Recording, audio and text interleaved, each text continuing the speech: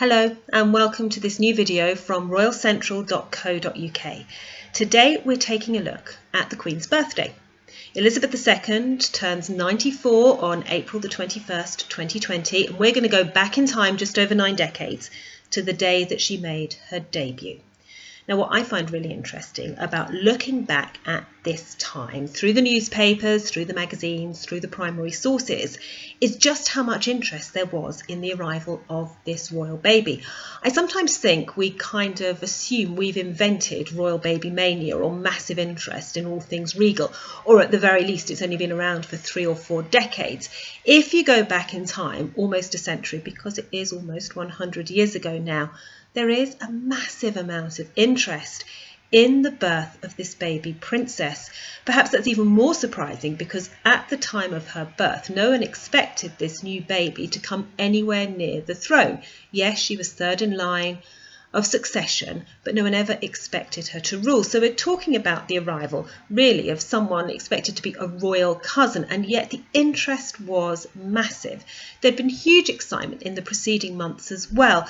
I suppose it helped that her parents were really popular. Albert and Elizabeth, then Duke and Duchess of York, had got married in April of 1923. People had spent the months and years since then talking about when they would have a family. Again, nothing much changes.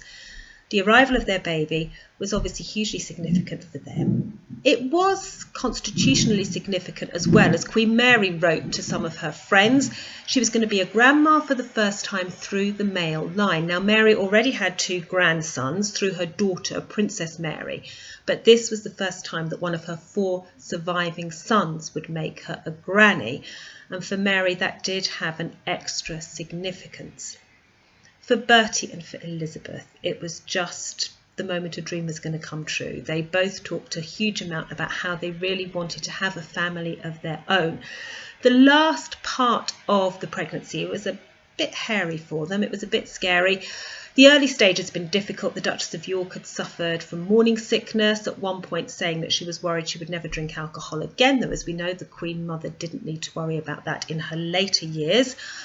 The last part of her pregnancy did cause some concern for her doctors, and her baby ended up being born by caesarean section. The papers of the time reported this as a medical decision having been made. There was no kind of graphic description, but the caesarean section took place at 17 Bruton Street at 20 to 3 in the morning, so we can probably work out that it was a bit of an emergency procedure. But all went well. The baby was healthy, Mum was healthy. Her relations wrote afterwards that the Duchess was tired still a few days later, as you would expect, but she was thriving and her daughter was thriving.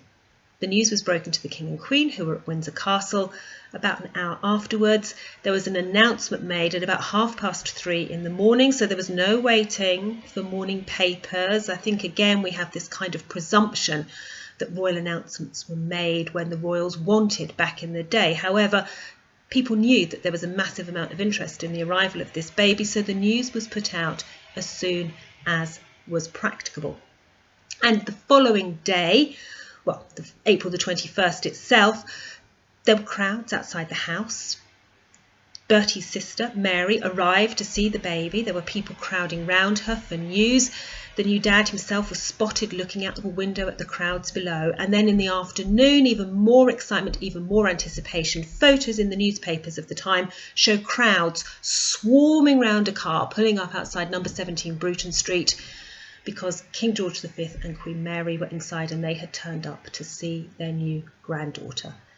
And I do think it's amazing looking back that all those scenes that we think of as being really modern, the crowds outside a hospital, first sight of the proud grandparents shouting out questions to relations about the baby, they were all going on over a century ago. The Queen, as we now know her, then the baby princess, stayed with her mum at number 17 Bruton Street, the home of her maternal grandparents, for quite a while afterwards, while her parents were looking for their own home in London. However, not long after her birth, that other question that always comes up when royal babies arrive was answered. What was her name to be? Now, we know that her The baby was christened Elizabeth Alexandra Mary, Elizabeth after her mother Alexandra, after Queen Alexandra, who'd passed away just the year before, and Mary after her paternal grandmother, Queen Mary. There was a little bit of debate within royal circles about whether the name of the old queen, Victoria, who'd only passed away 25 years earlier, whether that should be included, because really up until then every royal princess around had had Victoria stuck in her name somewhere. But this new baby princess got a pass on that. She had a name all of her own, and she would go to make it all her own. She would go on to overtake Victoria as the longest reigning monarch in British history and be known around the world as Queen Elizabeth II.